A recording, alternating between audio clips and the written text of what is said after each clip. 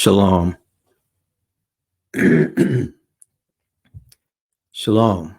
We're going to continue with the second part of a several part series. We're looking at the prophet Joel. We're looking in the book of Joel. It's 3 chapters. We're going to look primarily at chapters 2 and 3.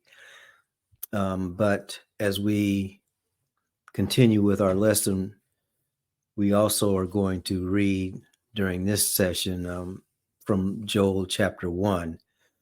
Before we do that, I'd like to remind everyone about the scriptures that guide us. 2 Timothy chapter 2, verse 15 encourages us to study to show ourselves approved unto the Most High, not workmen who need not be ashamed, rightly dividing the word of truth. In 2 Timothy 3:16, that says all scripture is God-breathed and is profitable for doctrine, for reproof, for correction, for instruction in righteousness, that the person of the Most High may be complete, thoroughly furnished to every good work. So, having said that, we also, in our study, are looking at the study through the lenses of the major threads moving throughout all of the scripture. So we want to continue doing that. So as between now and the end of this calendar year, we are beginning the third quarter. And so during this quarter, we are going to be spending time in the prophets. I think the fourth quarter, what we're going to do is spend time in the Gospels so that we can see how all of those things get brought together. But in the midst of this year, we have learned that there are themes, there are threads that continue throughout Scripture. So the question that we want to guide our study is, where is the blessing and where is the curse? As we look at the word of the Most High, he has said on many occasions, doing what the word says brings a blessing, not doing what the word says brings the curse. So that's an overall approach to it. But we're also wanting to remember who the seed of the woman is and who the seed of the serpent is. We talked about that the last time as well, because that is another major thread throughout Scripture from Genesis to Revelation.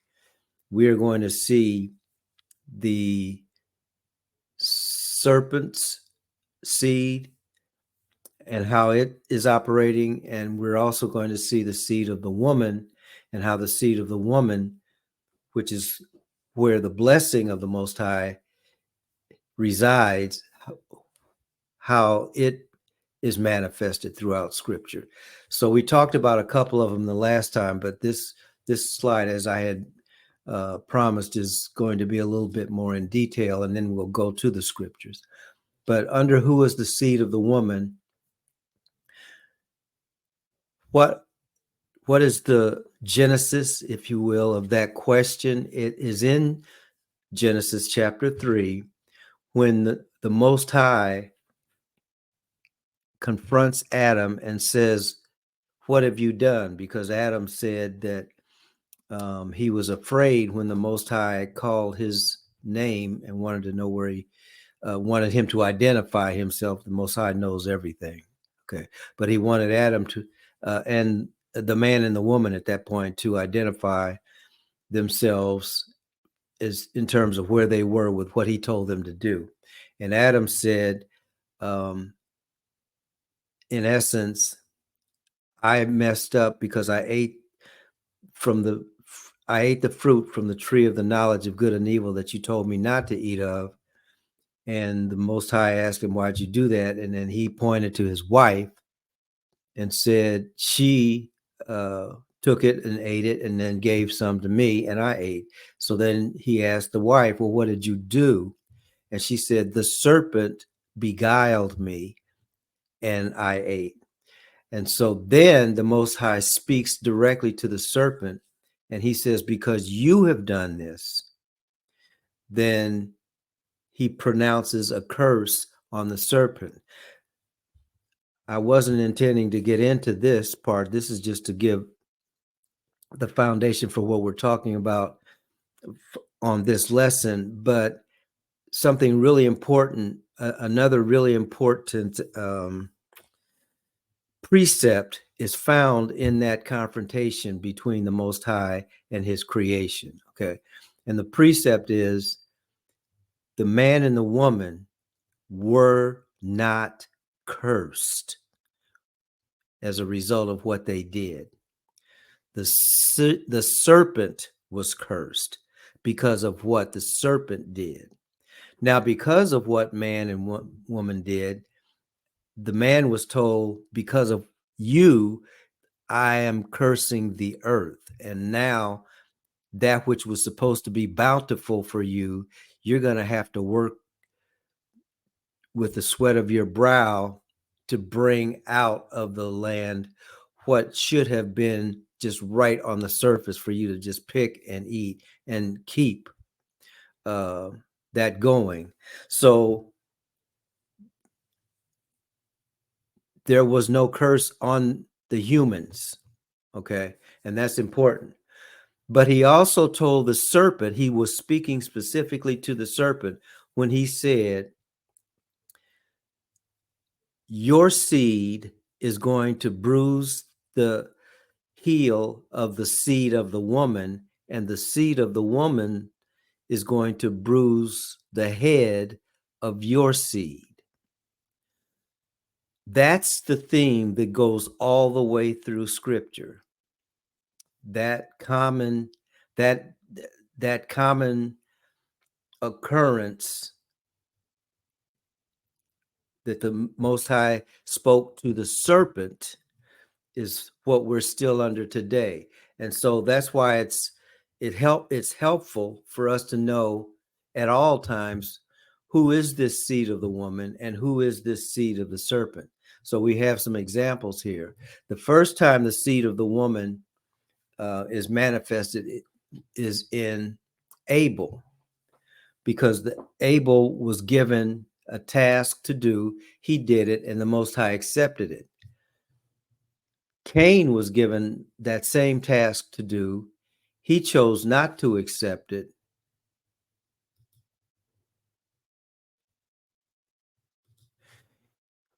He chose not to accept it.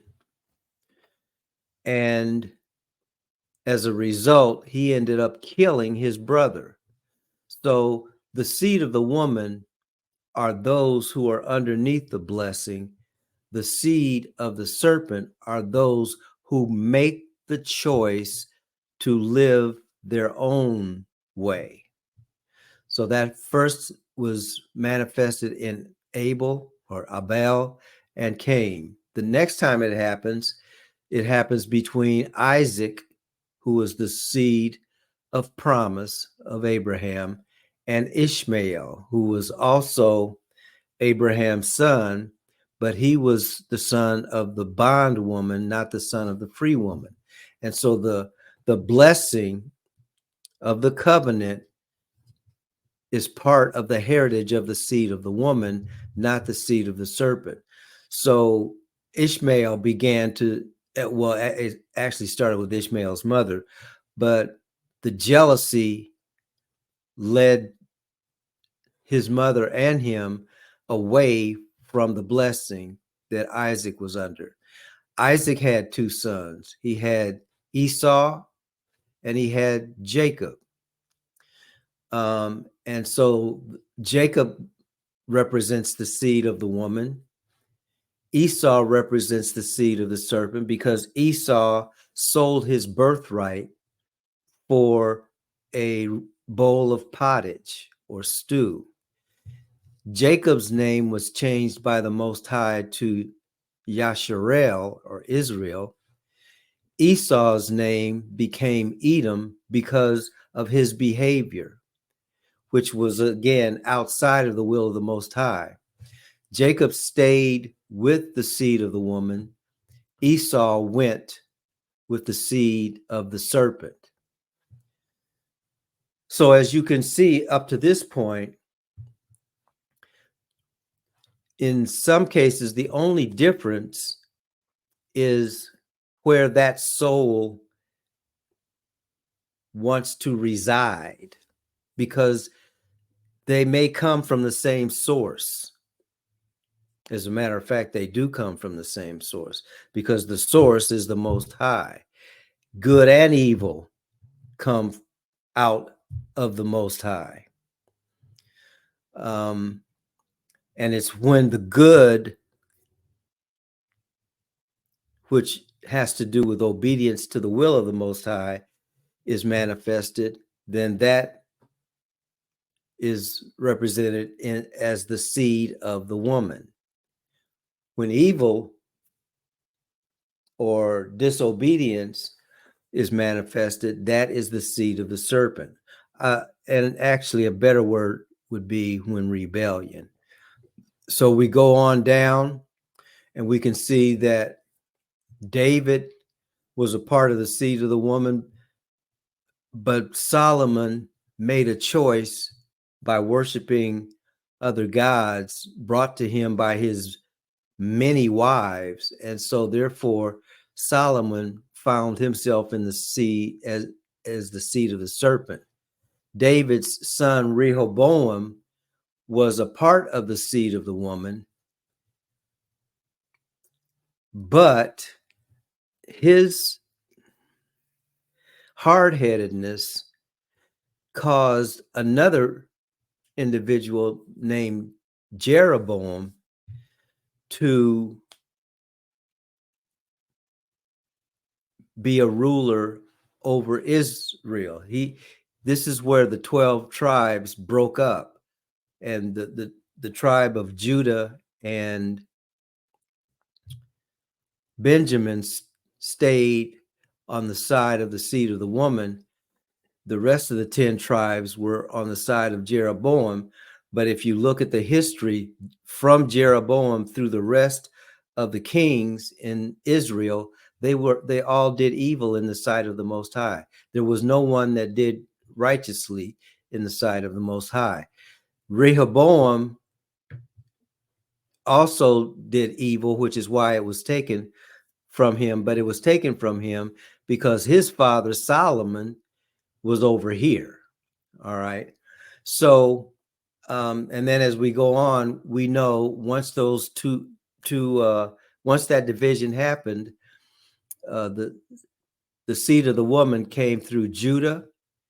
The seed of the serpent was found in Israel, which was the 10 tribes. So after the split, whenever you see in the scriptures the word Israel, it's probably talking about the 10 tribes of Israel, not the all-inclusive 12 tribes of Israel, which included Judah and Benjamin. Okay. And then, of course, we go down to Yeshua, Yeshahiah, which is the seed of the woman. The high priest that had him killed was the seed of the serpent. The assemblies that came out of those who were following Yeshua is certainly moving with the seed of the woman. The Roman church, which was a amalgamation of the barbaric Romans and their ways, as it united with church leaders, out of that unification, you have the seed of the serpent, and that seed of the serpent is still around today. Then, as we continue to go through time, there's always been a real Israel. There's always been a real assembly. And actually, the assembly and the real Israel are one and the same. Okay. Just as there's always, from that point on, there has always been a Roman church, and there's also always been a counterfeit Israel. And they are a lot closer to aligned than many of us would have thought of at this point. The covenant keepers, which are also the real Israel and the Christian assembly, are the seed of the woman. Those who are outside of the covenant, which includes the counterfeit Israel, it includes the Roman church. As a matter of fact, the Roman church said that the law is done away with.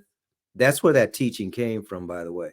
The Apostle Paul wasn't talking about what we have come to understand is you don't have to keep the law. But that's a whole, we've got, the Father willing, we've got more time that we can delve into what that looks like.